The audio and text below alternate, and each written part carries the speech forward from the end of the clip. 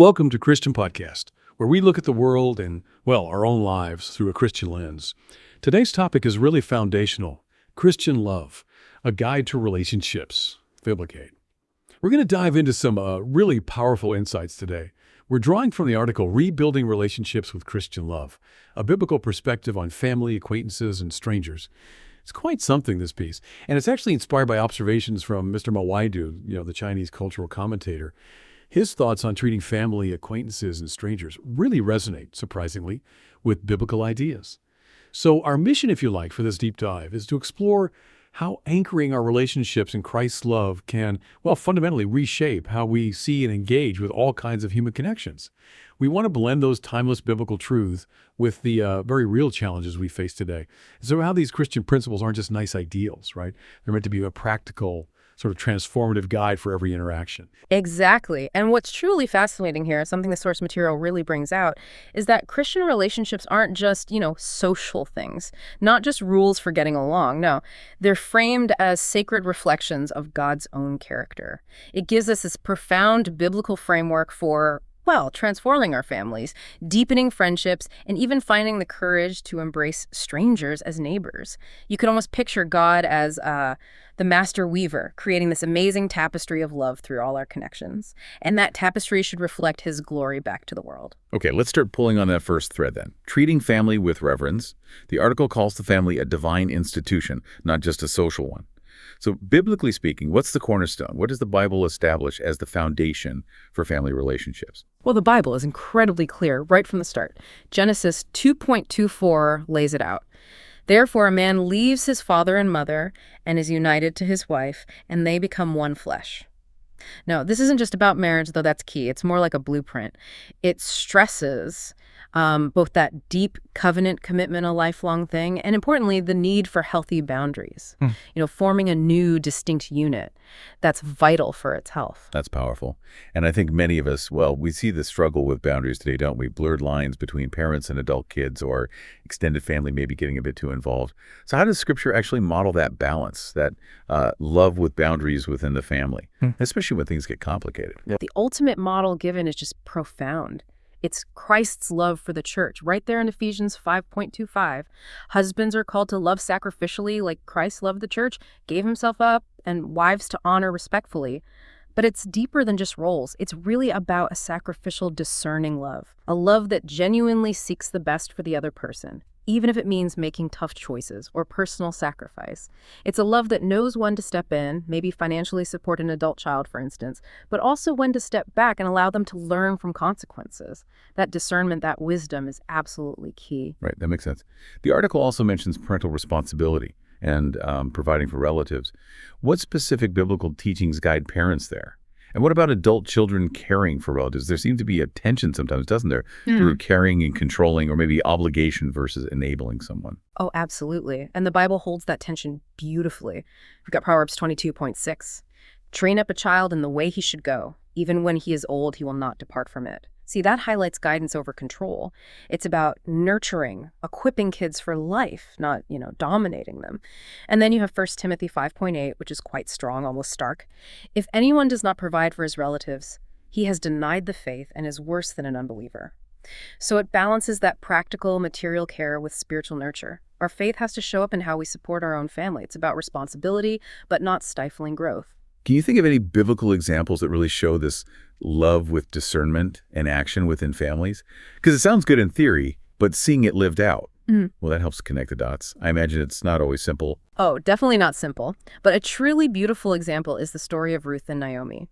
It just powerfully shows how mutual respect, deep loyalty, and sacrificial love can go beyond even blood ties. Think about it. Ruth commits to Naomi despite enormous loss, huge cultural differences. It shows that love isn't just about comfort, it's about steadfast devotion, respecting the other's journey. When we practice that kind of sacrificial, discerning love in our own families, whether they're blood-related or chosen family, our homes actually become living testimonies to God's glory. They reflect his faithfulness, his steadfast love. They become those strong threads in his big tapestry. That really clarifies it. Okay, let's shift gears slightly, move to the next layer, acquaintances. Mawaidu observed that secrets, or maybe just careless talk, can cause a lot of conflict in these kinds of relationships. How does Scripture speak to that? And how are we, as Christians, called to build, spiritual bonds with people who aren't family but are still part of our lives? Yeah, that really hits on the power of our words, doesn't it? And the integrity of how we interact. James 3.6 is pretty vivid. The tongue is a fire, set on fire by hell. It's a stark reminder, really, of how destructive gossip and careless speech can be. Especially now, when a quick post can just spread everywhere. Christians are called to embody that wisdom from above, which James 3.17 describes. It's about relationships rooted in purity, peace, mercy. That wisdom guides our words, our actions. It ensures we're building people up, not tearing them down. It's about being trustworthy, discerning. And the Bible also warns us about the company we keep, right? Which seems even more relevant today when acquaintances can mean hundreds, maybe thousands online. Yeah. How does that guide who we connect with, maybe who eventually becomes a closer friend? Sounds like it's not just about shared hobbies. Exactly right. 1 Corinthians 15.33 is super clear. Bad company ruins good morals. It really urges us to choose friends who reflect godly values, who encourage us in faith, not those who might tempt us or pull us down. The source material really stresses that true friendship finds its foundation in Christ's love, which means it's built on shared spiritual values, mutual encouragement, a commitment to holiness. Not just, common interests or convenience. It's about finding people who genuinely help you grow closer to Christ. These acquaintances, these potential friends, they're like those crucial supportive threads that strengthen the whole tapestry. Okay, so it's more than just avoiding bad influences and gossip. Why? What are some practical biblical ways to actually practice love and build genuine spiritual bonds with acquaintances? Ways that might help those connections deepen into real friendships? Because it's easy to say superficial.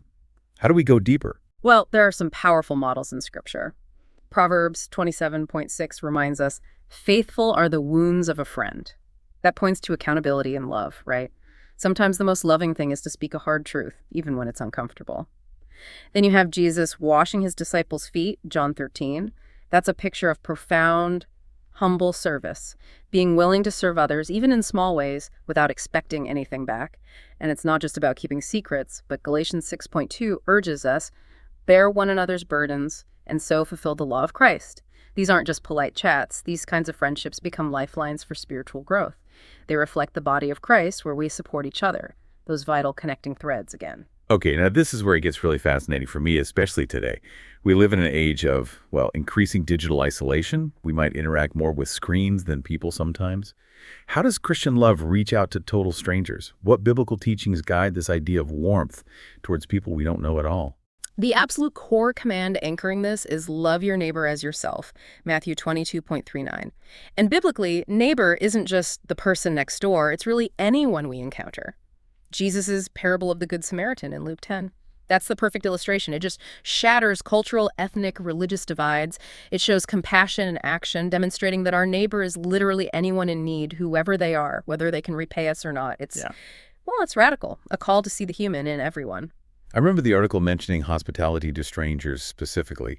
Why is that so important in the Bible? It feels like it challenges our modern default, which is often caution, maybe even fear around strangers. Yes. Hebrews 13.2 takes hospitality to this remarkable level. Do not neglect to show hospitality to strangers, for thereby some have entertained angels unawares.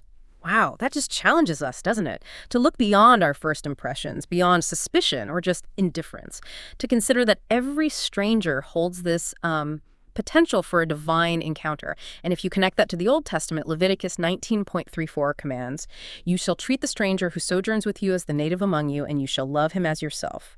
That's profound. It frames strangers not as threats or burdens, but as divine gifts. Opportunities to show God's love, his welcome, treating them like family, really. They become these unexpected new threads that expand the tapestry. So what does that actually look like for us today in our everyday lives? How do we translate these ancient commands into practical warmth towards strangers when we're busy, maybe overwhelmed, and frankly, often inclined to just keep to ourselves? Well, as Christians, we're called to embody Christ our peace, as Ephesians 2.14 puts it. So what that means practically is wherever we are in the supermarket line, in our neighborhood, even interacting online, our smiles, our intentional kindness, our simple acts of service become bridges.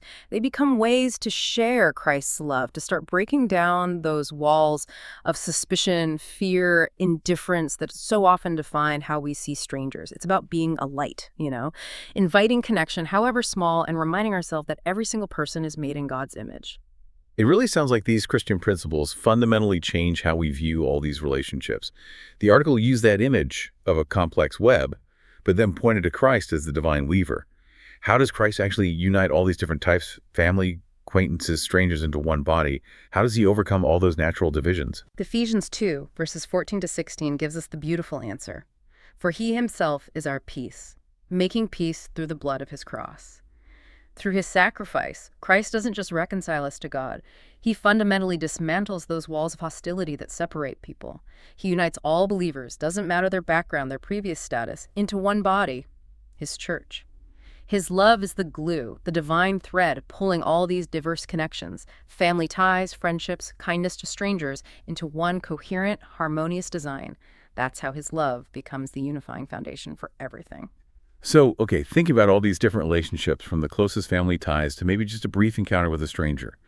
What's our ultimate calling as Christians in every single interaction?